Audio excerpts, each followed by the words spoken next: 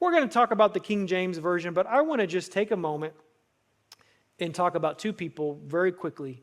There are two key people, and I challenge you to read this portion of your book if you've never read about this, and I challenge you to do more study if it interests you about these key people. But if you've ever read a Bible in English, you have some very courageous men to thank.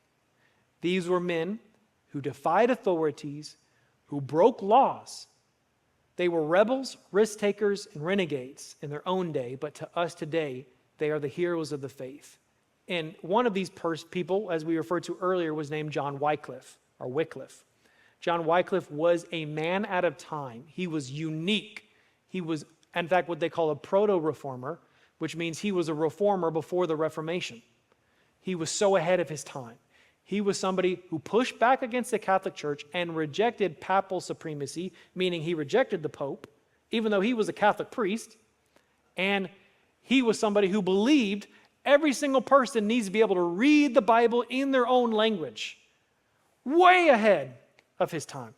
There were 6 papal edicts issued for his arrest in his lifetime. They were never able to arrest him. They were never able to track him down. But then, I believe it's 31 years after his death, they officially declared him a heretic, and they ordered his body to be dug up, and they burned his body, and they scattered his ashes in the river. Just as a final saying, we're just going to burn your body, throw your ashes in the river. Just to say, hey, we don't like what you did. John Wycliffe, an incredible man to study. But the second one I want to spend a little bit of time on is William Tyndale. William Tyndale, as I stated earlier, one of the most brilliant minds to ever translate the scriptures. He's a gift that God gave to the earth, gave to us. And so much of what we take for granted in English language, we don't realize was actually because of Tyndale. And there's so many things. For example, Tyndale helped shape a lot of the English language. He coined popular phrases such as "let there be light," "the land of the living," "the parting of the ways," "the apple of my eye." He gave us memorable phrases like "fight the good fight," "the spirit is willing but the flesh is weak." The term atonement. Anybody ever heard atonement? He invented that word to mean at one-ment with God, to be reconciled with God. He invented that word. He also was the one who took a normal word called "to miss the mark" in archery and applied it to the Bible, which we know the words for sin. He took that term and applied it to try to give people understanding of what sin was talking about when we missed the mark with God. That was his mind who did that.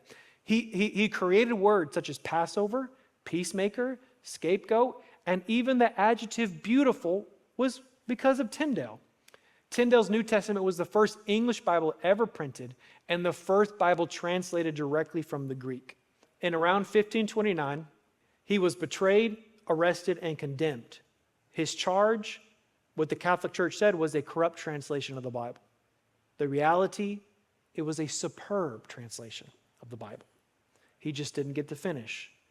But the priests were afraid that common folk could understand the Bible. If common people can understand the Bible for themselves, then they won't need us.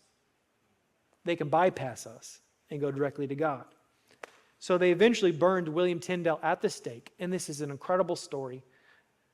I challenge you to read more about this man.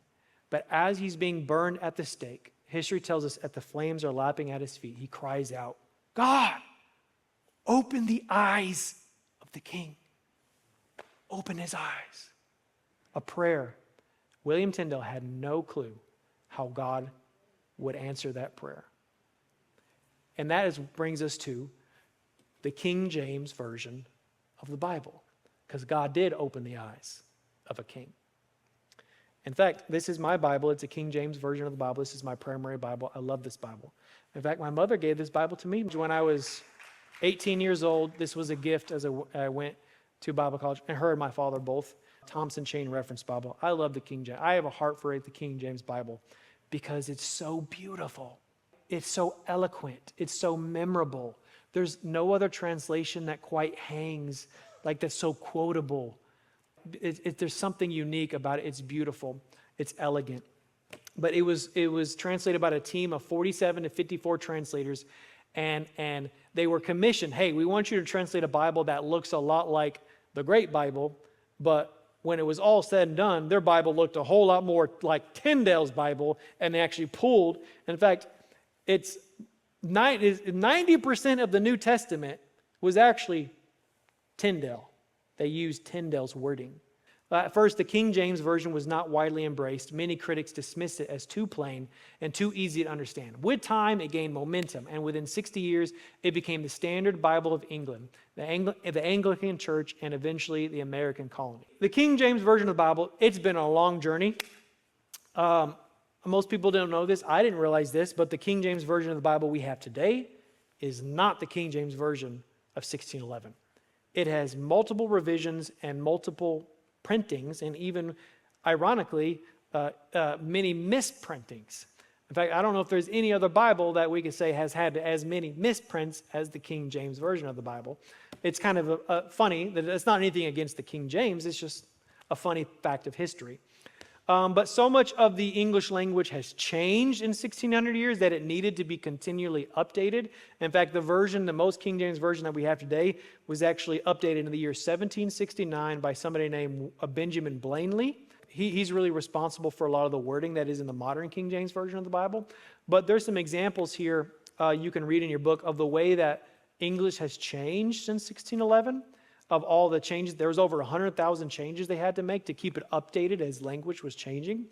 In fact, there was so many revisions that they had to make that they kept printing, and then they would have these errors, and they'd have to and start over. And so it's kind of a funny story. The 1611 Bible, that we call it the basketball Bible because they use hoops instead of hooks in the tabernacle construction.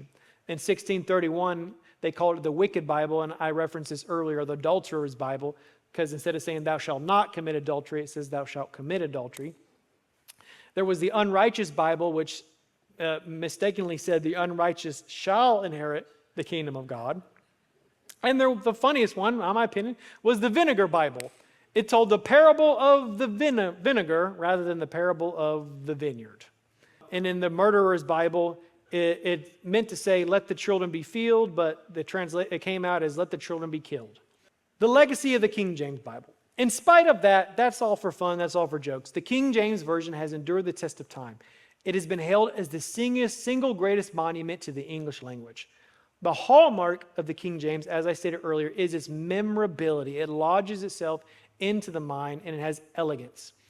But just as the King James translators stood on the foundation of others like William Tyndale who came before them, many of the modern biblical scholarship and translation continues to stand on the shoulders and build off the bedrock of the King James Version of the Bible.